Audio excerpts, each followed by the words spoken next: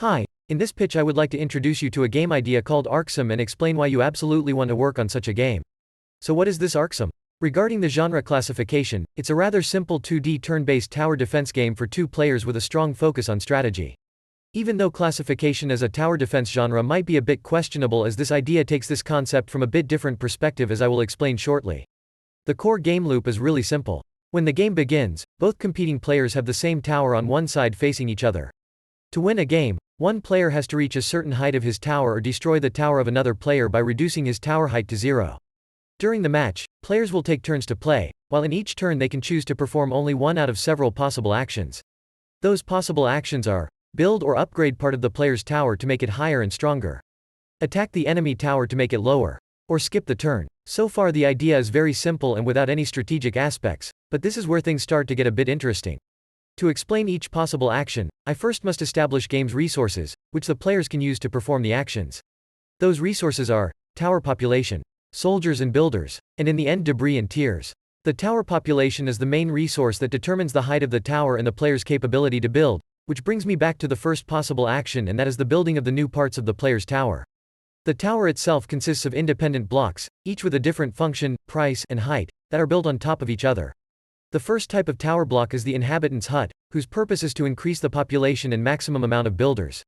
This block has also a big height, so it significantly helps the player to reach the winning height of the tower. Next, no less important block is the builder's hut. This block trains several builders each turn under one condition, and that is that there is enough capacity for them. As said before, max capacity for the builders is increased by building the inhabitant's hut. The function of these trained builders is to build all other blocks. For example, the price for building the inhabitant's hut could be 10 builders. Those 10 builders would be then converted to the population to occupy the block that they have built. Next, there is the soldier's hut, whose function is to train the soldiers and increase the maximum number of them.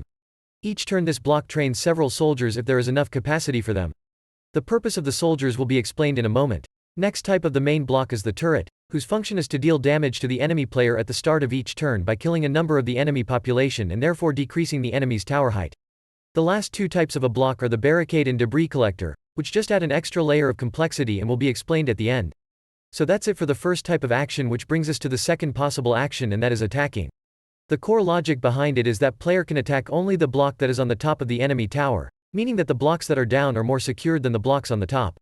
Attacking can be done either with the soldiers trained by the soldier's hut, or even with the player's population, which will also decrease the height of player's tower height, so this should be used only in case of big need.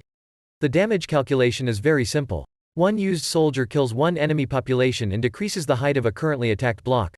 As said before, population determines the height of the tower, so for example, if a player is attacking the inhabitant's hut, which for example has 10 population and kills 5 population, the height of the inhabitant's hut will decrease by 50%. When the population of the inhabitant's hut reaches 0, meaning it has a height of 0, the block is destroyed, the maximum number of builders will decrease and the player can now attack the block which was below the destroyed inhabitant's hut.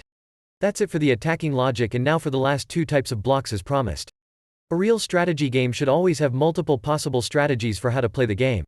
In the case of Arxum, a few additional strategies could be added by adding mentioned barricade and the debris collector.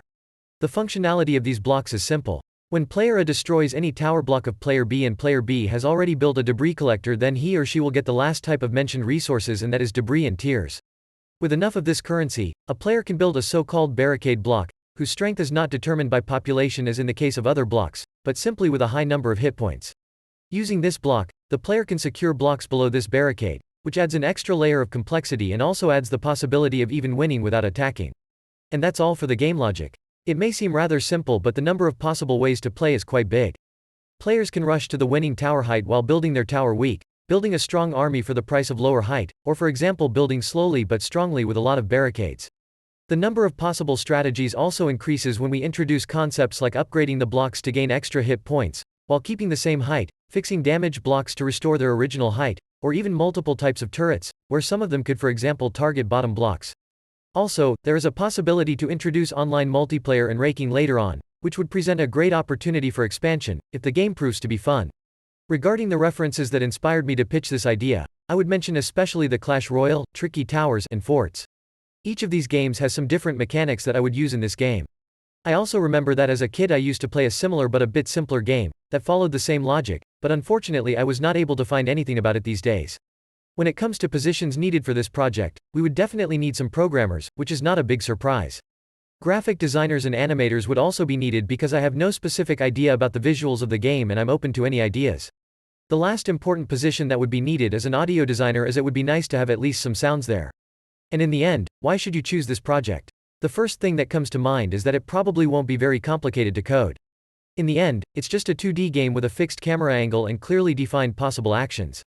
So I would say that it's not an overkill, but rather the opposite. I would even say that it is a goal that follows smart guidelines. And if you are a graphic person, I believe that the creative freedom you would get as there are no visual concepts could be a good enough reason to go for this project. In any case, I hope I didn't waste your time, and hopefully, you like the idea. Thanks for your time, and may the force be with you.